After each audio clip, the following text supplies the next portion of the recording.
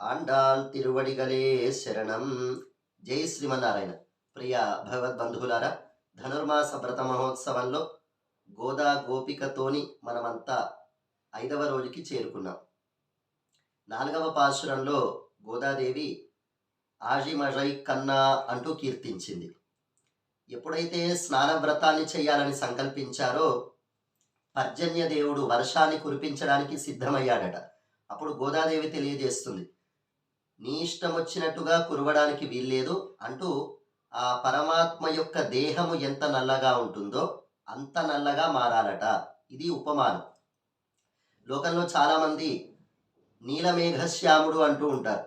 మరి మేఘం గొప్పదా, పరమాత్మ గొప్పవాడా అంటే పరమాత్మనే గొప్ప. మరి పరమాత్మ గొప్ప అయినప్పుడు గొప్ప అయినటువంటి పరమాత్మని చాలా తక్కువ స్థాయిలో ఉన్నటువంటి మేఘంతో పోల్చవచ్చా? వాస్తవానికి పోల్చరాదు. అందుకని ఇక్కడ అమ్మవారు మేఘాన్ని శాసిస్తూ ఉంది. మేఘం కన్నా గొప్పనైనటువంటి వాడు పరమాత్మ గనుక ఆ పరమాత్మ యొక్క దేహము ఎంత నల్లగా ఉంటుందో అంత నల్లగా నువ్వు మారాలి అని. ఇది సౌందర్యం. ఇది అసలైనటువంటి కవిత్వం. అంటే దీన్ని మనం ఆస్వాదించాలి. కనుక ఆ పరమాత్మ యొక్క దివ్యమైనటువంటి దేహం ఎంత నల్లగా ఉంటుందో అంత నల్లగా నువ్వు మారి ఆ పరమాత్మ ధరించినటువంటి చక్రము ఎలా అయితే ప్రకాశిస్తుందో అలా ఒకసారి మెరవాలంట. పరమాత్మ ధరించినటువంటి శంఖం ఎలా అయితే ఉరుముతుందో, ఎలా అయితే ప్రతిధ్వనిస్తుందో అలా ఉరుమాలంట. అలా ఉరిమి పరమాత్మ ధరించినటువంటి శార్ంగం అనేటువంటి ధనస్సు నుండి ఏర్పడినటువంటి బాణాలు ఎలా అయితే దూసుకొస్తాయో అలా వర్షించు అంటూ అమ్మవారు కీర్తించారు. అంటే ప్రకృతిని మనం గమనించినప్పుడు అందులో అంతర్యామిగా పరమాత్మ తత్వాన్ని చూడాలి అనేటువంటి రహస్యాన్ని అమ్మవారు తెలియజేస్తున్నారు. ఇది మనమంతా కూడా చక్కగా అనుభూతి చెందాలి. ఎప్పుడైనా మనకి వర్షం పడేటప్పుడు ఒకసారి మనం ఆ ప్రకృతిని గమనించి ఆ మేఘమంతా కూడా పరమాత్మ యొక్క దివ్య దేహంగా మనం భావించి ఒకసారి మెరుపులు వచ్చేటప్పుడు స్వామి యొక్క సుదర్శన చక్రంగా మనం భావన చేసి, ఉరిమేటప్పుడు పాంచజన్యం అనేటువంటి శంఖంగా భావన చేసి, వర్షం పడేటప్పుడు స్వామి ధరించినటువంటి శార్ంగం అనేటువంటి ధనస్సు నుండి ఏర్పడేటువంటి బాణాలు అంటే పరమాత్మ యొక్క అనుగ్రహ వృష్టి కురుస్తుంది అని మనం భావన చేస్తే ఇదే అసలైనటువంటి ఉపాసన. కనుక ప్రపంచం మొత్తాన్ని కూడా పరమాత్మ శరీరంగా మనం భావన చేయడమే నిజమైనటువంటి ఉపాసన. ఇది 4వ పాశురంలో అమ్మవారు తెలియజేశారు. అంటే అంతర్యామి తత్వాన్ని అమ్మ తెలియజేసింది.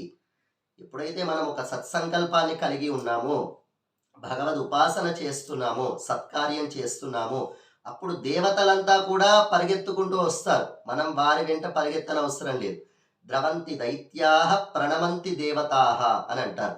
భగవన్నామాన్ని మనం మనసారా పలకగలిగితే రాక్షసులంతా భయపడి పారిపోతారు, దేవతలంతా నమస్కరిస్తారు. ఇక ఈనాటి పాశురంలో అమ్మవారు మాయనై మన్ను వడమధురై మైందనై అంటూ కీర్తిస్తుంది. మొట్టమొదటనే ఒక టైటిల్ ఇచ్చింది అమ్మవారు స్వామికి. మాయనై అంటే గొప్ప మాయావి, అంటే ఆశ్చర్యకరమైనటువంటి చేష్టలు చేసేవాడు ఆ పరమాత్మ. మరి శ్రీకృష్ణుడు అంటే మనందరికీ తెలుసు ఎన్ని చిలిపి చేష్టలు చేస్తాడు. శ్రీకృష్ణ పరమాత్మని ఎలా అయినా పట్టుకోవాలి అని అనుకొని నలుగురు గోపికల ఇళ్లలోనూ వెన్నను ఆరగిస్తూ ఉన్నాడట స్వామి.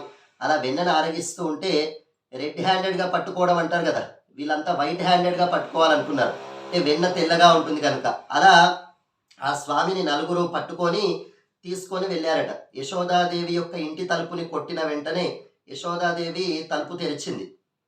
తెరిచేసరికి ఏముంది, యశోదాదేవి చంకలో కృష్ణ పరమాత్మ ఉన్నాడు. వాళ్ళు చూసేసరికి చేతులు మామూలుగా ఉన్నాయి, కృష్ణుడు లేడు. ఇది ఆశ్చర్యకరమైనటువంటి చేష్టలు. ఇలా ఎన్నో అద్భుతమైనటువంటి లీలలని స్వామి చూపించాడు. లోకంలో జారత్వము, చోరత్వము ఈ రెండు పెద్ద నేరాలు. అంటే స్త్రీలని చెరపట్టడము, దొంగతనం చేయడం. ఈ రెండు తన మీద ఆరోపించుకొని అందరినీ ఆకర్షించి వేదాంత తత్వాన్ని తెలియచేయాలనుకునేటువంటి మహానుభావుడు శ్రీకృష్ణుడు.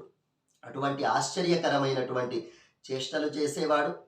మధురలో అందరికీ ఆనందాన్ని కలిగించేవాడు. గోకులంలో గోకుల వంశానికి ఒక అద్భుతమైనటువంటి ప్రకాశవంతమైనటువంటి దీపం లాంటివాడు.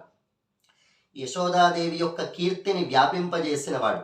మరి శ్రీకృష్ణ పరమాత్మ యొక్క అద్భుతమైనటువంటి చేష్టలు చూసినటువంటి అందరూ కూడా ఆహా, యశోదాదేవి ఎంత గొప్పది అంటూ కీర్తించారట. దేవతలంతా కూడా యశోదాదేవి దగ్గరికి వచ్చి అసలు కృష్ణుణ్ణి ఎలా నువ్వు పట్టుకోగలిగావు, కృష్ణుణ్ణి ఎలా వశపరుచుకున్నావు, ఆ ట్రిక్ ఏంటో చెప్పు అంటూ దేవతలంతా కూడా ఆ పాయింట్స్ అన్ని కూడా రాసుకునేవారట. అంత గొప్పనైనటువంటి స్వామి, యశోదాదేవి యొక్క కీర్తిని వ్యాపింపజేసినవాడు. మరి యమునా నది తీరంలో ఎప్పటికీ సంచరిస్తూ ఉండేవాడు. యమునా నది అంటే తూయ పెరునీర్ యమునై తురైవనై అని అంటారు. అంటే పరిశుద్ధమైనటువంటి యమునా నది. శ్రీకృష్ణ పరమాత్మ యొక్క పాద స్పర్శ చేత, శ్రీకృష్ణ పరమాత్మ యొక్క స్పర్శ చేత పునీతమైనటువంటి యమునా నది. అటువంటి ఆ స్వామి ఎలా ఉన్నాడు? దామోదరనై, దామోదరునిలా ఉన్నాడట. ఈ నామం చాలా పరమాత్మ యొక్క సౌలభ్యాన్ని, సౌశీల్యాన్ని తెలియజేసేటువంటి నామం. మరి ఎవ్వరికీ అందనటువంటి స్వామి. చిక్కడు సిరికౌగిటిలో చిక్కడు సనకాది యోగి చిత్తాబ్జములన్ చిక్కడు శృతి లతికావలి చిక్కెనతడు తల్లి చేతన్ రోలన్ అంటూ పోతన గారు తెలియజేస్తారు. చిక్కడు సనకాది యోగి చిత్తాబ్జములన్, సనకాది మహాయోగులకి కూడా అందనటువంటి స్వామి. పోని లక్ష్మీదేవికి అందుతాడా? లక్ష్మీదేవికి అందనటువంటి స్వామి. వేదాలకు అందుతాడా? వేదాలే ఆ పరమాత్మ యొక్క తత్వాన్ని తెలియజేయాలని ప్రయత్నం చేసి మా వాక్కుకి అందడం లేదు, మా మనస్సుకి ఆ పరమాత్మ యొక్క ఆనంద స్వరూపం ఏంటో గోచరించడం లేదు అంటూ కీర్తిస్తాయి వేదాలు కూడా. అటువంటి ఆ స్వామి ఒక తల్లికి అందాడు అంటే ప్రేమకి వశుడయ్యాడు ఆ స్వామి. అటువంటి దామోదరుడైనటువంటి ఆ స్వామిని మనమంతా కూడా ఇలా కీర్తించాలి.